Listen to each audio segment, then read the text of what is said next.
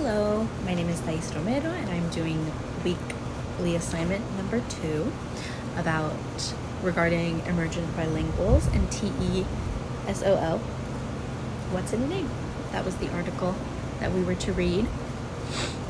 And in summary, this article by Ophelia Garcia talks about basically renaming these ESOL kids, these TESOL kids, and instead of calling them LEPs and ELLs, which stands for Limited English Proficient Students and English Language Learners.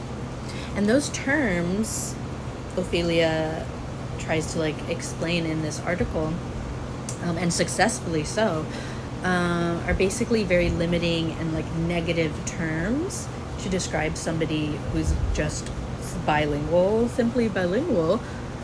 She's trying to make a case for the term emergent bilinguals to be used instead of ELLs and LEPs.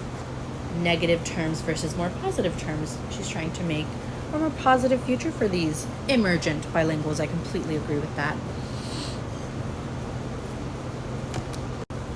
She goes on to name various ways that this could be helpful, or people this could be helpful for, as in the children, the educational policymakers, parents, the community, the language educators themselves, and for society as a whole. For the children themselves, this is a positive because instead of being spoken about in negative terms or oh, you're learning this language, you're limited English proficient. Your proficiency in English is limited. Instead of saying that, educators could instead refer to these children, and policymakers could refer to these children as emerging bilinguals, because that's what they are. They know English. They know their original language. In my case, my first language was Spanish. I was in ESOL and I had to learn English when I went to school.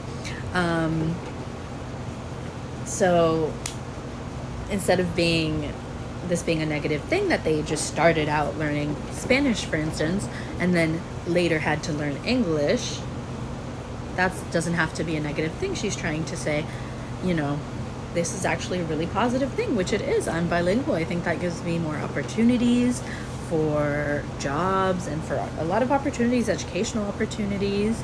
I don't only speak English like many monolinguals do. I also speak Spanish, so that gives me an advantage. In teaching, she says, this can be a positive thing for teachers and teaching, because instead of discouraging their students with this language,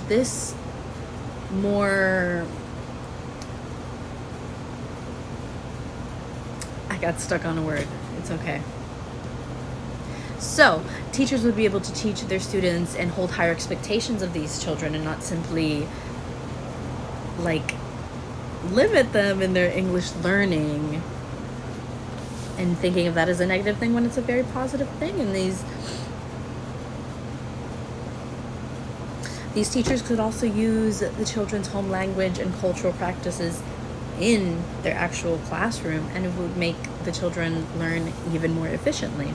And for educational policymakers, focusing on these children being emergent bilinguals instead of limiting their English learning status, it elevates them, and it makes these policymakers base their educational decisions for these children on their strength instead of their limitations or in ways that they're failing in some way. The parents in the community calling these students by a name that does not again focus on their limitations, but instead focuses on positives, is going to be a positive thing. That's basically her whole article, and she's so right. It's going to be great for society and for the language education profession and TESOL. According to chapter 1 of our book, language is at the heart of how people communicate with each other. This is the most important thing that we use to be able to speak and communicate with each other and transfer our ideas to each other.